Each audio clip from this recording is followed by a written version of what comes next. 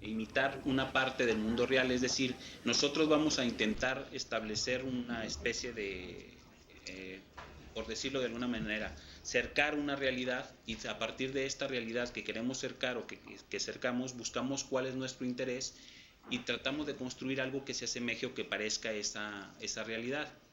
Cuando decimos que se asemeje, decimos que estructuralmente se parezca, pero que a la vez que también se comporte como ese segmento de la realidad. Para eso son útiles precisamente la modelación los modelos, y esto viene a apoyar lo que es la construcción de un sistema, en particular de cualquier tipo de sistema, pero en particular en general, cualquier tipo de sistema, y en particular lo que sería la construcción de sistemas de información. ¿Qué sería para ustedes un modelo? Es como una representación del cual nos vamos a guiar o un prototipo.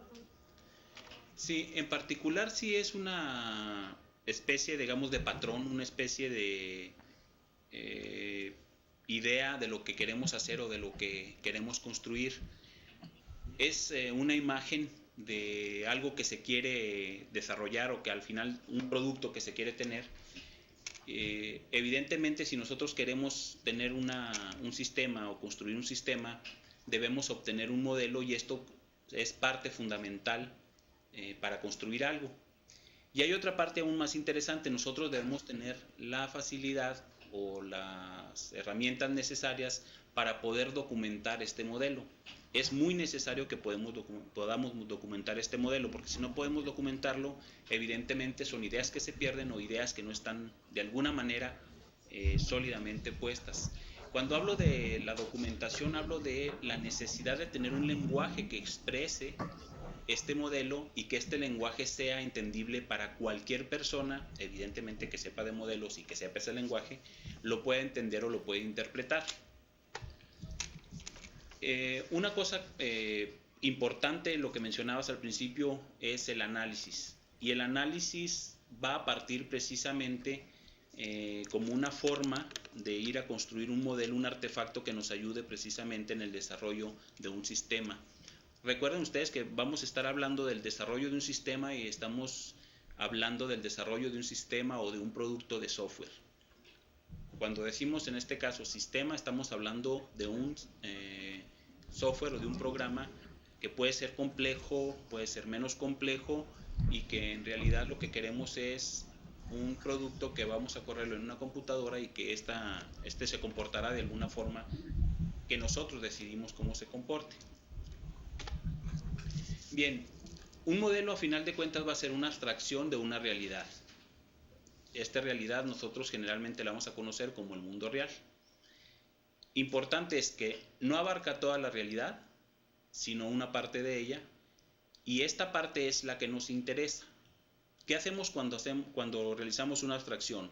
Dejamos de lado todo aquello que no nos interesa y sacamos lo que nos interesa. Quiere decir que de alguna manera este modelo que nosotros vamos a construir no representa en ningún caso la realidad entera. Representa una visión de esa realidad que nosotros tenemos y que nos interesa tener por alguna razón. Supongan ustedes que le piden a un electricista el plano de una casa. El plano que les va a entregar es su visión de esa casa. ¿Qué sería? Bueno, pues sería precisamente un plano donde está el cableado eléctrico, donde están los conectores, donde están los focos, y eso representa para él una casa o el cableado de una casa, digamos que es su interés. Si le decimos a alguien que nos construya un modelo de una casa donde lo que nos interesa es el espacio, la distribución de este espacio, nos entregará posiblemente una maqueta donde vemos espacios y cómo estos se han distribuido.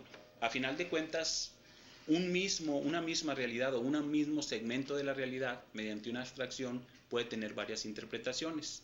Dependiendo de cuál queramos o de qué nos interese, es con la que vamos a trabajar. En el ciclo de desarrollo de sistemas, o lo que le llamamos el ciclo de vida, independientemente del que se utilice, vamos a encontrar a grandes rubros, o digamos a grandes puntos, tres aspectos fundamentales: el análisis, luego un diseño y luego una implementación. En el caso de nosotros, la implementación está dada por lo que sería la codificación, la compilación y las pruebas. Si ustedes se fijan en la dispositiva que tienen ahí, nosotros partimos de un mundo real, hacemos un análisis y construimos un modelo de ese mundo real. Cuando construimos ese análisis, construimos en realidad un modelo conceptual. Este modelo conceptual luego pasa a ser, mediante un diseño, un modelo del sistema y lo que tenemos es un modelo del diseño. Una vez que tenemos el modelo del diseño, implementamos y obtenemos propiamente el sistema. Cuando les digo que el ciclo de vida pasa por estas 3 etapas fundamentales, me refiero a que no importa qué tipo de modelo de desarrollo escojan, ya sea el de cascada, prototipo, el diseño en espiral, que utilicen cualquier otro como Team Software Process o el de Rational, el de Unified Process, siempre van a encontrar análisis, diseño y implementación. Y siempre podremos construir, hablando de orientación a objetos, un modelo conceptual. Ahora, el modelo conceptual se construye no solamente para la orientación a objetos. Si estamos construyendo un sistema desde el punto de vista estructurado utilizando DFDs o diagramas de flujo de datos o lo que conocemos como diagramas de burbujas, también es posible hacer el modelo conceptual. Pero la representación en un esquema o en otro va a ser diferente. En el modelo conceptual orientado a objetos, nuestro modelo conceptual es precisamente eso, un modelo de conceptos. Y en el esquema de diagrama de flujo de datos, en el esquema de Jordan, lo que tenemos como modelo conceptual va a ser un diagrama de flujo de datos o el diagrama de burbujas. Esa es una representación, ese va a ser nuestro modelo conceptual. Si tienen alguna pregunta en el transcurso, se la aguantan, no se crean. Si quieren pueden hacerla, no importa. Felipe, una pregunta. Hey. Nada más sobre cuando estás haciendo la evaluación, ¿dónde lo pones en la evaluación del sistema? Cuando haces la evaluación de todo el sistema. Sí, o sea, porque ahí nada más llegamos a esta implementación y después de implementación tiene que haber una evaluación, ¿no? Para retroalimentar o incluso desde el inicio estar constantemente. ¿Lo incluyes ahí? No, a ver, la evaluación si te refieres a las pruebas del sistema, yo decía que en la implementación tienes la codificación, la compilación y las pruebas del sistema. Las pruebas tú las tienes en dos fases. La prueba unitaria, que sería las pruebas de los módulos o los programas en forma individual, y luego las pruebas de integración, que sería ir acoplando los diferentes programas o los diferentes módulos, y ahí tendrías unas pruebas de integración. Si a eso te refieres, es en la parte de implementación. Sí, pero luego cuando ya está implementado el sistema, para darle mantenimiento necesita estarse evaluando, ¿no? Bueno, lo que sucede es que algunos modelos de desarrollo de software incluyen el mantenimiento dentro del ciclo de vida. Algunos otros modelos no lo incluyen. En el caso de, digamos, por ejemplo, el de cascada, que incluye el soporte, por ejemplo, el de espiral no lo incluye propiamente dicho. A lo que te refieres es si yo puedo, después de ponerlo en producción, estar haciendo las evaluaciones. Generalmente no son propiamente evaluaciones. Está en producción el sistema y todo aquello que se detecta pasa a la etapa de mantenimiento, que va a abarcar básicamente 3 etapas o 3 partes fundamentales: el correctivo, el adaptativo y el otro que, a ver, ya se me olvidó, correctivo, adaptativo y el que lo hace más eficiente, ahorita se me olvidó el nombre. Si te fijas, el correctivo no añade funcionalidad. El adaptativo precisamente va a añadir funcionalidad al sistema, simple y sencillamente por la evolución del sistema. Y en el que podríamos llamar de agregar mejor eficiencia, lo que hace es trabajar sobre lo que ya existe, pero hacerlo de una manera mucho más eficiente. No sé si a eso de la evaluación te refieras. Sí, a eso me refería, exactamente. Gracias, a eso me refería. Ahora, hay una parte importante, algunos modelos te permiten, conforme vas avanzando, ir haciendo pruebas del sistema o ir evaluando lo que vas construyendo. Dependiendo del modelo que utilices para desarrollo, te va proponiendo diferentes etapas. En algunas es más beneficioso seguir un modelo que en otras, simple y sencillamente por la longitud del programa, del sistema, o por la complejidad del sistema, o el tiempo que vas a tardarte en desarrollarlo. Esa es una parte importante y es interesante porque recientemente algunos ciclos de vida propuestos toman mucho en cuenta precisamente la evaluación del sistema, pero la evaluación, digamos, en más corto tramo, no esperarte hasta que tengas todo el sistema, sino que conforme lo vas construyendo vayas haciendo evaluaciones del sistema o las evaluaciones de cómo va desarrollándose su proyecto. También habría que aclarar dos cosas. Por un lado tienes tú la evaluación de tu sistema, de lo que estás construyendo, y por otro lado la evaluación del proceso mismo de desarrollo, que son cosas completamente diferentes. En una evalúas lo que construyes y en la otra estás evaluando cómo va funcionando el proceso con lo que estás construyendo o sobre el que estás montado para construir el desarrollo de un sistema. En particular,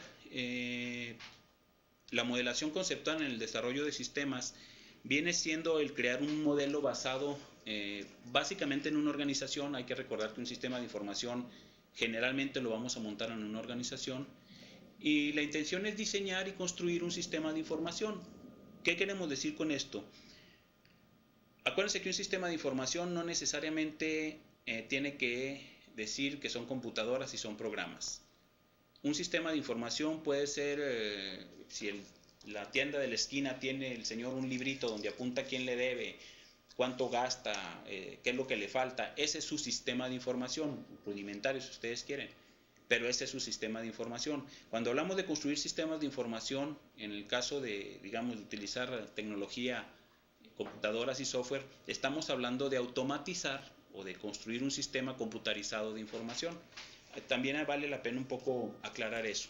Y entonces el modelo conceptual que nosotros vamos a desarrollar o que vamos a obtener va a apoyar el diseño, va a apoyar primero el análisis, luego el diseño y la construcción del sistema. Una de las cosas fuertes, por ejemplo, ahora con esto del estándar de UML, es precisamente la construcción de artefactos a lo largo de toda la creación del sistema que puedan ser de alguna manera apoyo a las etapas siguientes y que de alguna manera también son parte fundamental para la construcción de un buen software, o lo que pudiéramos llamar software de calidad o software que tenga un buen comportamiento. Ahora, ¿cuáles son el rol que debe cumplir un modelo conceptual? Primero, creo que tiene 4 muy importantes. Es un medio de comunicación entre desarrolladores y usuarios. ¿Qué significa esto? Antes les decía que un modelo conceptual debe ser expresado de alguna forma. Esta expresión debe ser consensada entre la gente que lo va a utilizar para poder comunicarse entre sí y entenderlos lo que están tratando de poner. En el caso de modelación conceptual orientada a objetos, el modelo conceptual tiene propiamente su estructura, que un poquito más adelante la vamos a ver. Entonces esto nos va a permitir comunicarnos entre los diferentes desarrolladores y evidentemente entre los usuarios. Otra cosa que tiene o que aporta el modelo conceptual es aumenta el nivel de entendimiento de los analistas. Nos permite, como analistas, tener un mayor conocimiento del dominio del problema en el que estamos trabajando. Eso es importante porque la gente que construye software tiende mucho a creer que conoce el dominio del problema lo suficiente o bastante bien, cuando a veces se tiene una carencia muy fuerte en conocer el problema, simple y llanamente porque no somos expertos en algunas áreas. Si alguien se va a contabilidad, a nóminas, pues aparentemente generar un sistema o haber generado sistemas de nóminas o de contabilidad nos daría una cierta experiencia, pero las cosas difieren de empresa a empresa o de aplicación a aplicación. Entonces es importante que entendamos que una herramienta fundamental es el modelo conceptual como forma de entender el dominio del problema. es importante también que se vuelve una base de diseño. ¿Qué significa que si una base de diseño? Si nosotros tenemos un modelo conceptual, es más fácil pasar al diseño que sin tener ningún modelo o simple y sencillamente un análisis en texto, pasarlo luego a diseño. Más o menos lo que trato de decirles es que si nosotros tenemos un modelo conceptual orientado a objetos, el siguiente paso, que es el diseño orientado a objetos, va a ser mucho más sencillo. ¿Por qué? Porque simple y sencillamente vamos a poder encontrar las estructuras que son necesarias en la orientación a objetos para desarrollar un programa o un sistema orientado a objetos, pero desde el análisis. La otra es que, bueno, si nosotros queremos o sabemos que cualquier sistema de información o cualquier sistema que se construya a través del tiempo va evolucionando, evidentemente va a necesitar de mantenimiento, va a necesitar o de que se le agreguen funcionalidad, que se le corrijan cosas que de alguna manera estaba por ahí equivocadas, o el otro mantenimiento que se me ha olvidado, el perfectivo, que se le perfeccionen cosas que hace bien, pero que son necesarias perfeccionar. Típicamente es quizás que corra más rápido. Vamos a poner que un sistema de nómina se tarde 3 horas en correr. A lo mejor una versión adicional, más bien una versión que siga, es fácil entender que pudiera de ser perfeccionar el tiempo en que corre. Si se tardaba 3 horas, ahora se va a tardar 2 horas o 1 hora. Eso sería un mantenimiento perfectivo. Si nosotros tenemos este documento, que es la modelación, el modelo conceptual, este documento básico es un documento para el mantenimiento. Fíjense bien, primero, es para comunicación, para entender el dominio del problema, nos permite partir de ahí para hacer el diseño, y por último, es básico como documento para el mantenimiento de un sistema que evidentemente va a evolucionar. A final de cuentas, cuando yo tengo un modelo conceptual, refleja un conocimiento que se tiene del área que se está trabajando. ¿Qué significa esto? Si este modelo conceptual está bien, significa que nosotros entendemos el problema o entendemos el dominio del problema. Un lenguaje de modelación es evidentemente un lenguaje que nos permite construir un modelo conceptual.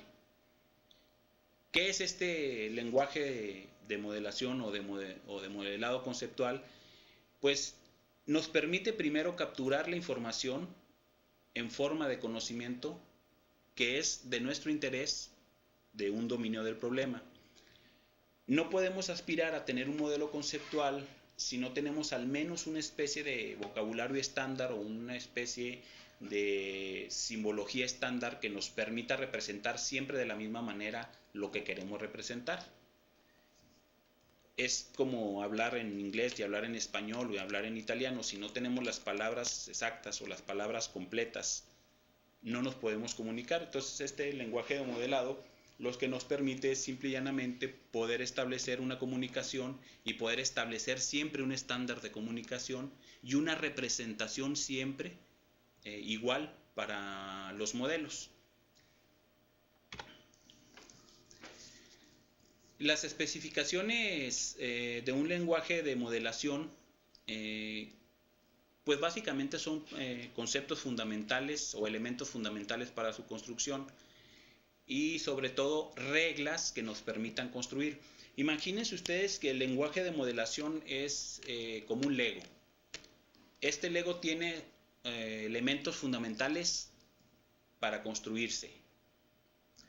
Tiene además formas de cómo conectarse estos pedacitos o estos elementos o estos bloquecitos que nos permite hacer ciertas construcciones. Y además tienen reglas de cómo pueden ser combinados. Bien, esto mismo debe tener un lenguaje de modelado conceptual. Debe tener claramente identificados los elementos con los que los vamos a construir.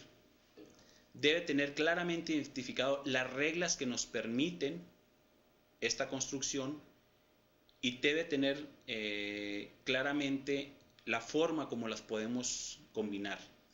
Si ustedes agarran los Legos y tratan de romper esas reglas o tratan de meter un elemento que no está dentro de ese estándar, evidentemente no pueden hacer mucho con él y prácticamente yo diría que nada, porque no hay una representación, no encaja dentro de las reglas para la construcción, y lo único que hace es de alguna manera meter ruido y sobre todo hacer una mala construcción, puesto que es un elemento que no sabemos cómo se comporta, no sabemos cuál es la representación y sobre todo no sabemos qué representa en el sistema de lenguaje que nosotros hemos construido o que estamos utilizando. ¿Cuáles son los elementos típicos? Pues entidades, relaciones, actividades, procesos y objetos. Si ustedes se fijan en los dos últimos, procesos y objetos, si se acuerdan ustedes de diagramas de flujo de datos o los diagramas de Jordan, estamos hablando de procesos.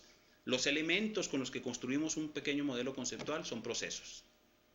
Y en el área de orientación a objetos, en particular, son objetos. Antes de pasar a llamarlos objetos o llamarlos clases, vamos a hacer que estos objetos se conviertan en conceptos del dominio del problema, y eso básicamente nos va a ayudar a ir construyendo poco a poco estas clases u otros objetos. Hay que entender que estas clases y estos objetos que nosotros conocemos son los de software, los que podemos convertirlos en software, pero que en un modelo conceptual no siempre los que aparecen en esos elementos que aparecen ahí se convertirán en un elemento o en un componente de software. ¿Qué necesita tener un modelo conceptual? Debe ser correcto, debe ser completo y no ambiguo. ¿Qué significaría para ustedes estas tres cosas? ¿Qué significaría que sea correcto, que sea completo y que no sea ambiguo?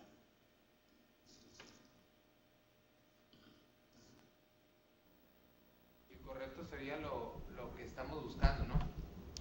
Basados en las metas que queremos del modelo, de la representación que buscamos. Eso sería correcto. Ok. En cuestión de completo, pues que no deje cabos sueltos, que los procesos que se lleven tengan una terminación, que no empiecen y se queden inconclusos. No, en esta parte no, porque no estamos hablando de procesos. Fíjense bien, el modelo conceptual no es cómo se hacen las cosas. El modelo conceptual es, de alguna manera, es el qué, no el cómo. El modelo conceptual es una representación estática de un sistema. Cuando hablas tú de un proceso o de que se lleva a cabo y completo el proceso, estaríamos hablando de una representación dinámica o una representación del comportamiento del sistema. En este caso, cuando estamos hablando de completo, es sí que no deje cabos sueltos, en el sentido de que todo lo que estamos intentando representar esté representado. Correcto es que sea un reflejo.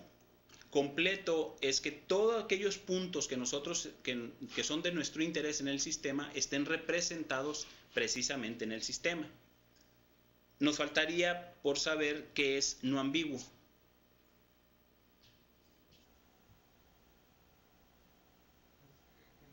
¿Qué sería un modelo no ambiguo? No sea redundante. No escuché, perdón. Que esté claro. Que esté claro. Claro. Que esté claro. ¿Qué es una palabra no ambigua? Es que se enfoque, ¿no?, a algo, que no deje, que tú te puedas imaginar otras cosas. Exacto. Un modelo conceptual, cuando decimos que no debe ser ambiguo, significa que este modelo debe ser en todo caso interpretado siempre de la misma manera por diferentes personas. No es necesario es necesario que dos personas que lo lean, que lo interpreten, lleguen exactamente a la misma conclusión. Sería ambiguo si dos personas lo interpretan de forma diferente. Entonces, fíjense bien, tenemos completo, correcto y no ambiguo. Son, digamos que partes fundamentales o características fundamentales de lo que buscamos en el modelo conceptual. Ahora, un modelo conceptual orientado a objetos es una representación que en principio busca representar conceptos, vaya la redundancia, del dominio del problema. En este caso queda muy bien lo de modelación conceptual, porque a final de cuentas vamos a modelar o vamos a encontrar conceptos no queda quizás tan claro cuando hablamos de modelación conceptual y hablamos de otro tipo de modelos. Y una representación del mundo real que está en la etapa del modelo conceptual no es un componente de software. ¿Qué significa esto? Podemos caer en la tentación, y ahorita vamos a ver por qué, de que los elementos que son conceptos dentro del dominio del sistema y que están interpretados en el modelo conceptual, tratemos de verlos como objetos o componentes de software. No son aún componentes de software. Y digamos en las filminas subsecuentes vamos a ver por qué no son componentes de software. Entonces, que nos quede claro. Primero, en la modelación conceptual orientada a objetos, la representación es con conceptos que están dentro del dominio del problema. Esta representación, que son conceptos, no son aún componentes de software. A ver, un modelo conceptual orientado a objetos, vamos a hablar que es un diagrama, como les decía anteriormente, es una estructura estática y está compuesto por conceptos, asociaciones entre conceptos y atributos de los conceptos. Si nosotros quisiéramos que esto se convirtiera en un objeto de software o en un componente de software, ¿qué faltaría? Si queremos ponerlos o verlos ya como objetos o como clases, propiamente dicho, y verlos como posibles, posibles de ser interpretados en un código de software, ¿qué nos faltaría?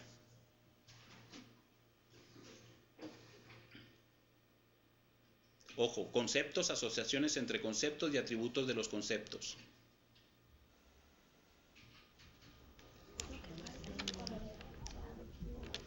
¿Qué les falta? Le falta una cosa ahí sencilla.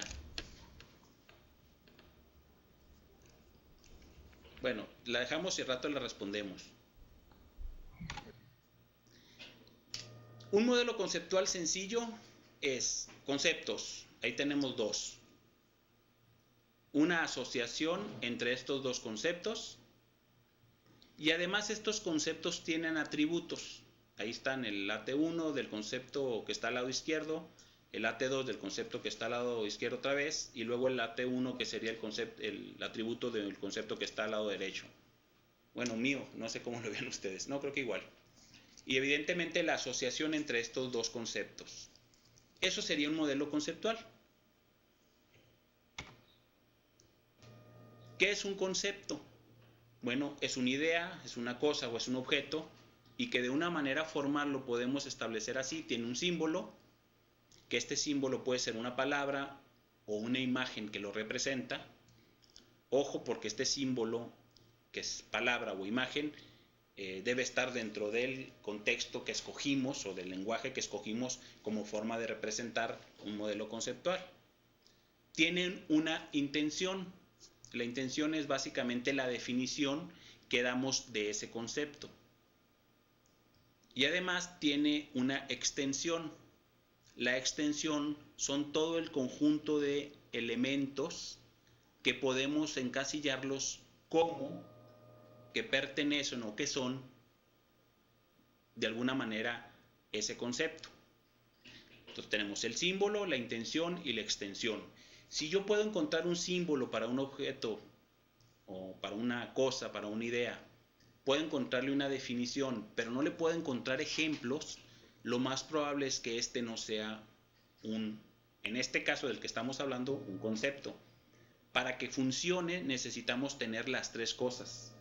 Las dos primeras son sencillas, puesto que podemos definir la palabra, podemos hacer una definición acerca de lo que representa, pero a lo mejor lo complicado sería encontrar un ejemplo. Si no encontramos ejemplo, entonces esta cosa no será un concepto. Por ejemplo, podemos poner alumno. En este caso, escogimos una palabra, alumno. ¿Cuál es su definición? Bueno, un alumno representa una persona que está inscrita en la institución, toma clases y todo lo que ustedes le quieran agregar. ¿Qué sucede luego? Bueno, ¿cuáles son aquellos ejemplos que podemos asociar a alumno? Pues Juan Diego, que no creo que nunca haya estudiado, pero bueno, ya lo hicieron santo al cabo. Gabriel y Guadalupe. Nótese la trilogía, Juan Diego, Gabriel y Guadalupe. Pero bueno, eso sería precisamente un concepto, su definición y algunos ejemplos. Que estos ejemplos están como que medio satanizados los pobres. ¿Cuál podría ser la representación de estos conceptos en el caso de que escogiésemos una representación? Bueno, pues UML propone que sean así. Propone que sean unos cuadritos donde a mero arriba va el nombre del concepto y en medio va aquellos atributos que le vamos a asignar a ese concepto. En este caso tenemos alumno con nombre y edad y tenemos curso con salón, hora y nombre del curso. Esto podría ser la representación de un concepto. Vuelvo a la pregunta que les hacía hace un rato. ¿Por qué estos en un momento dado no pueden ser o no son objetos de software o componentes de software? Lo primero que se les ocurriría a ustedes decir es que esto ya es una clase o que esto lo van a convertir en una clase. ¿Qué le falta para que sea clase? Nada más hemos definido su nombre y los atributos. Evidentemente lo que les falta es el comportamiento que puede tener cada clase. En este caso, nosotros no hemos hablado de ningún comportamiento, hemos hablado exclusivamente del nombre y de los atributos. Por eso, los objetos que encontramos aquí, los elementos que encontramos aquí, no se van a convertir o no son necesariamente componentes de software.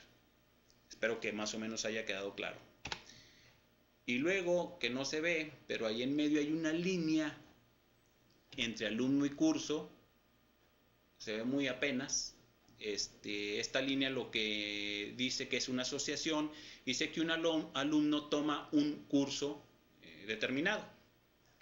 Esto sería un pequeñísimo modelo conceptual. Un alumno que tiene un nombre, que tiene una edad, toma un curso que tiene un nombre, que tiene asignado un salón y que tiene asignado una hora.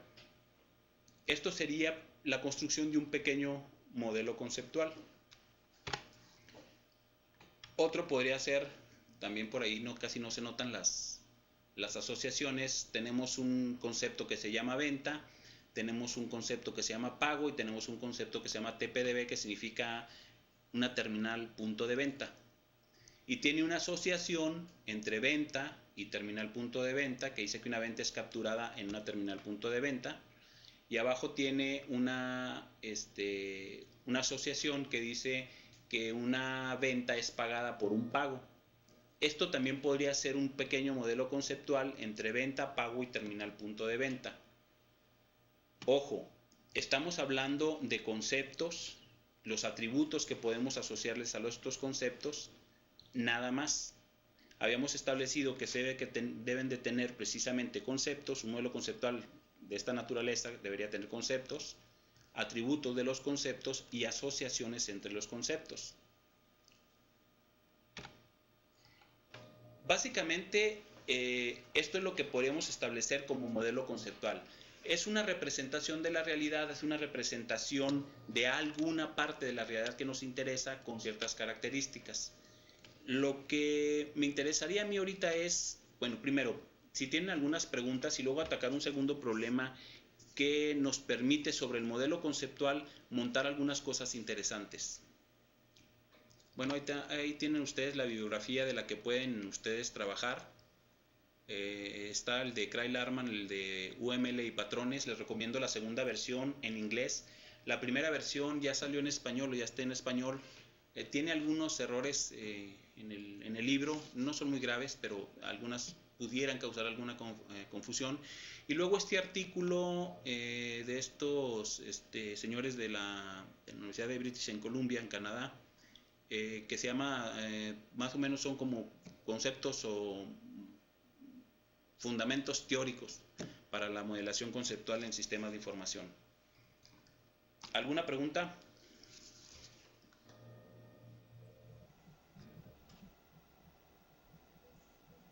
Cuando hablabas al último, lo que faltaba no se me conoce también como el método.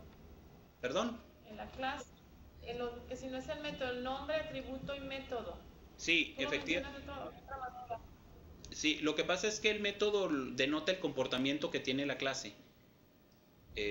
Una clase va a tener un nombre, va a tener una serie de o conjunto de atributos y va a tener un comportamiento. El comportamiento lo dan los métodos. Entonces, como nosotros en el modelo conceptual no hablamos de comportamiento, estos no son todavía objetos de software. En las etapas subsiguientes para el diseño de sistemas vamos a encontrar, después de varias construcciones de artefactos, que llegamos al diagrama de clases, basado en el modelo conceptual evidentemente, pero este diagrama de clase ya puede ser convertido directamente en código. Estos sí son o sí se van a convertir en componentes de software. Tienen nombre, tienen atributos y tienen además comportamiento, que en este caso vendrían a ser los métodos con los cuales la clase va a operar o con los que tiene la clase propiamente. Ok, entonces es el que vienes haciendo después del diagrama de secuencias.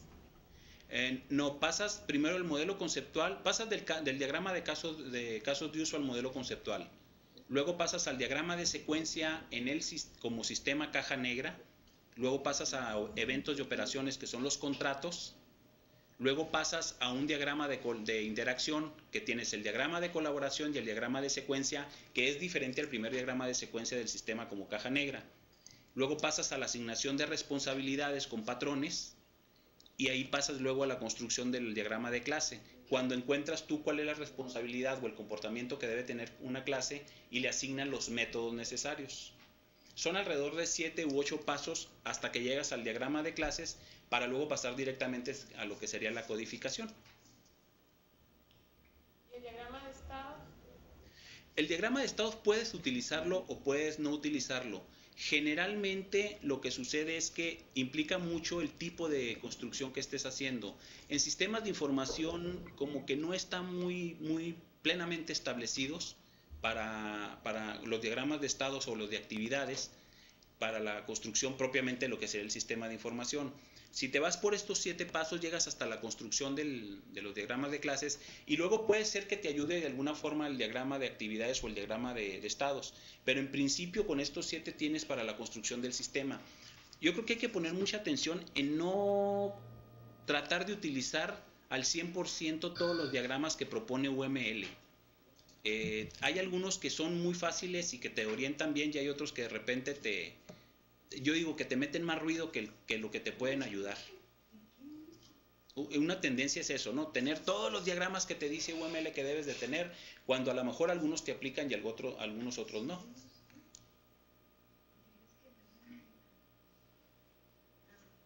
Otra pregunta, pero bueno, tal vez no exactamente ya con el tema pero relacionado con los sistemas, es cuando se certifica a una empresa, en este caso ISO 9002, etcétera, para que cumplan, ¿no?, con esas normas.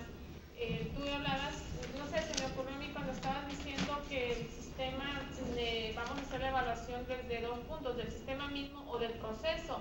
¿La certificación viene a ser de ambas o nada más se enfocan al proceso para ver si lo están llevando a cabo bien?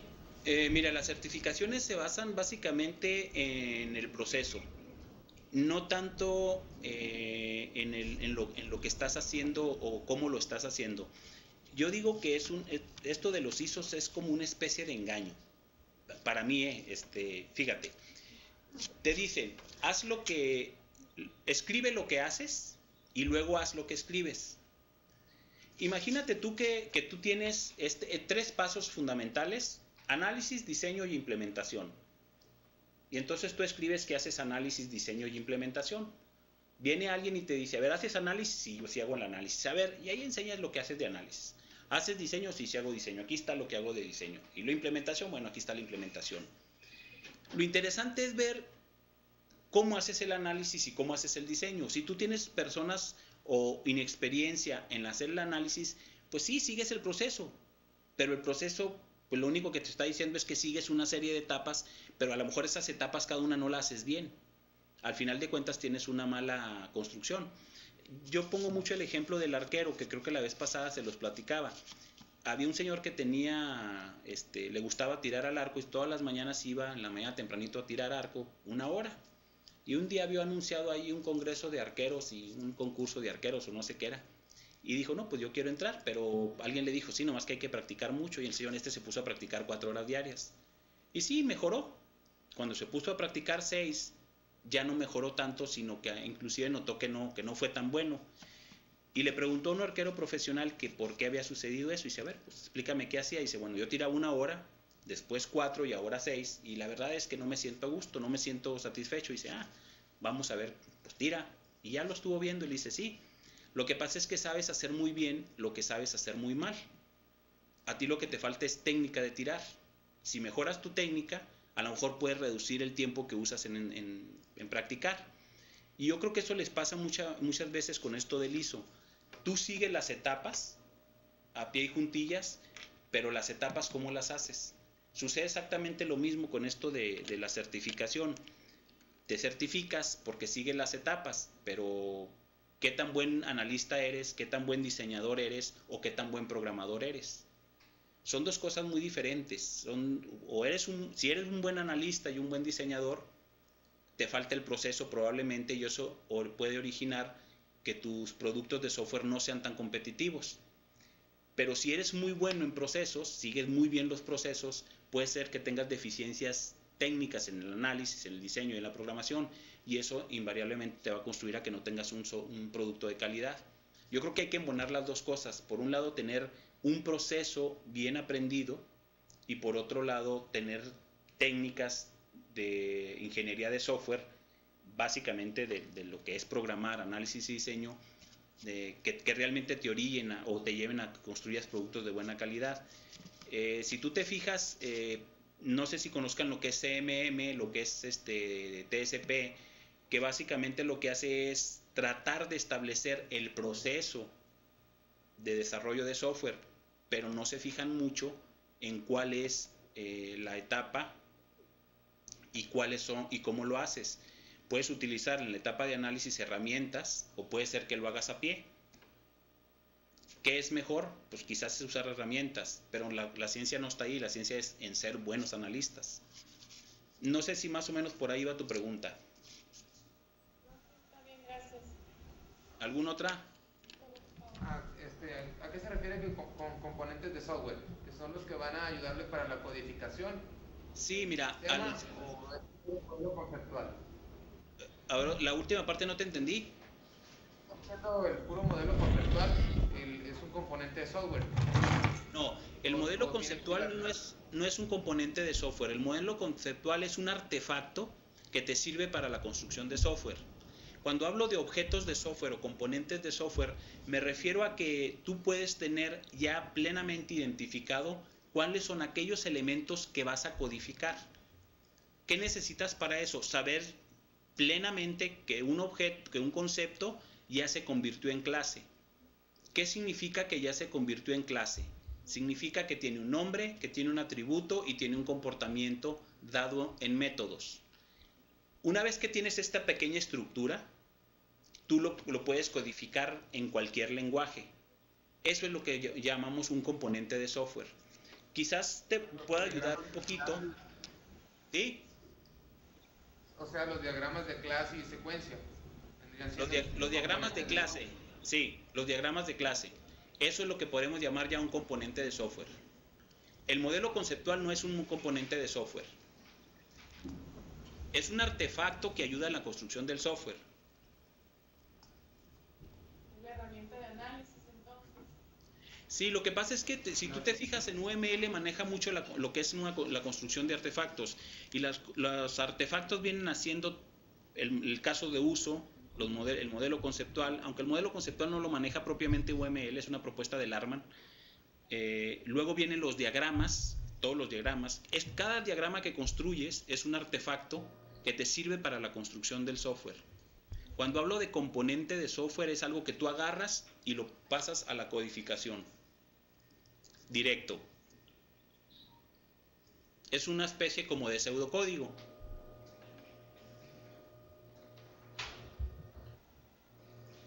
¿Alguna otra pregunta?